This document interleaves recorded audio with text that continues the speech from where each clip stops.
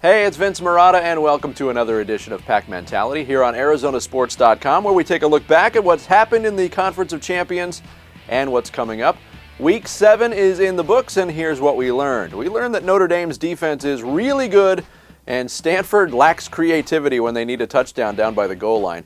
The Irish defense held their opponent's offense out of the end zone for the 4th straight game, although they may have got a little help from the officials in overtime. It appeared, to me at least, that Stanford running back Stepfan Taylor broke the plane of the goal line on second effort on a 4th down play that would have given Stanford at least a tie. Unfortunately for the Cardinal, nobody asked me to review the play. They ruled Taylor was down and Notre Dame escaped with the win. But how about the play calling for Stanford? 1st and goal at the 4, and you run a smallish running back up the gut 4 straight times against a rugged defense? Didn't Stanford quarterback Josh Nunez run for 3 scores the week prior against Arizona? Don't the Cardinal have one of the best tight end combinations in the nation in Zach Ertz and Levine Toilolo?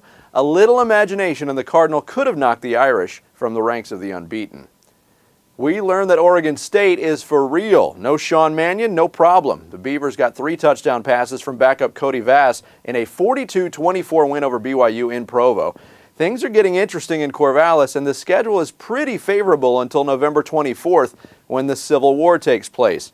Oregon State and Oregon could both be undefeated when that game rolls around. Just something to keep an eye on.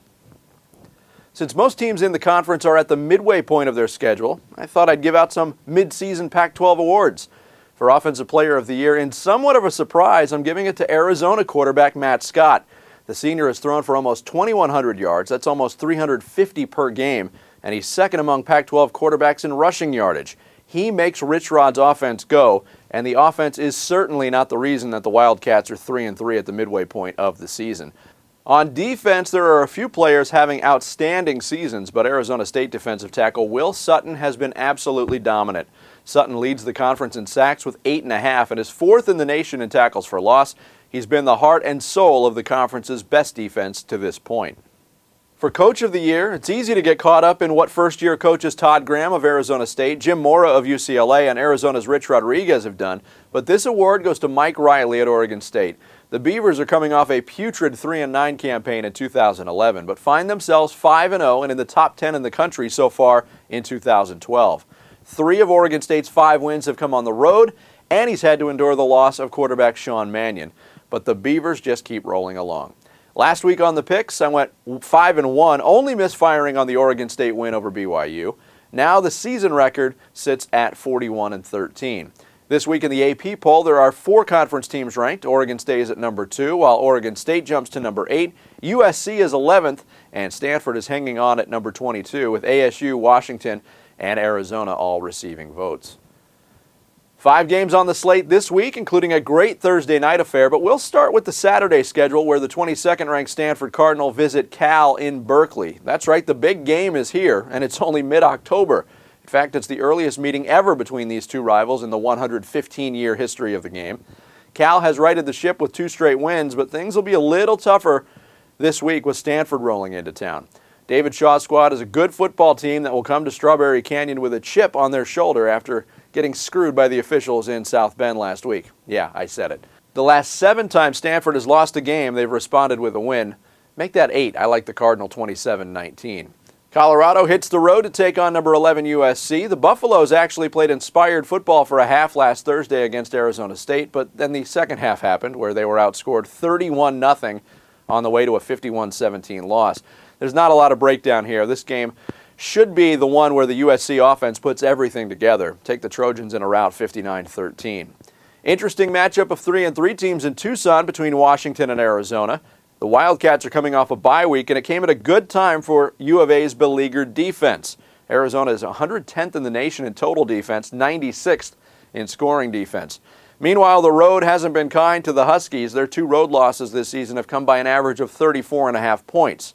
Sure, those were against LSU and Oregon, but after getting blown out like that, Steve Sarkisian's team might have flashbacks even getting on a plane. The Cats have had a week to rest, and I like them to get their first Pac-12 win of the year. In a back-and-forth shootout, I like Arizona 45-39. Utah visits Oregon State in Corvallis Saturday night. The Utes have lost 3 straight and have to be a little road-weary. This will be their 3rd road game in their last 4 and 4th overall away from Rice-Eccles Stadium. Although here I don't think location matters. I think Oregon State could beat Utah anywhere. I like the Beavers to stay undefeated 31-17. And the game of the week is Thursday night right here in Tempe as Arizona State hosts second-ranked Oregon. There is an air of the unknown with both of these teams right now. There's mystery around the Sun Devils because the first half of their schedule has admittedly been a little light. The only team ASU has faced with a winning record is NAU, and that's an FCS school. On the Oregon side, there's a little uncertainty because the Ducks haven't played a true road game yet. Their only trip away from Eugene was a neutral site game against Washington State in Seattle. So there is concern about how redshirt freshman Marcus Mariota will fare in his first true collegiate road start. Even if Mariota is uncomfortable, it's reassuring to know you've got DeAnthony Thomas, Kenyon Barner and company wearing the same color as you. I think ASU is a good football team, and we will find that out definitively Thursday. But I don't think the Sun Devils are in the same class as Oregon just yet. I like the Ducks in a highly entertaining game, 40-35. Well, there you go. Episode 8 of Pack Mentality in the books. For more insight and opinion on the Pac-12, along with plenty of other stuff, like which college team asked their players to name their 3 ideal wives if polygamy was legal. I'll give you a hint. Their mascot rhymes with this actor's last name. Anyway, for stuff like that, you can follow me on Twitter @VinceMarotta. As always, thanks for watching. Enjoy Week 8 in the Pac-12, and we'll see you next time right here on Pack Mentality on ArizonaSports.com.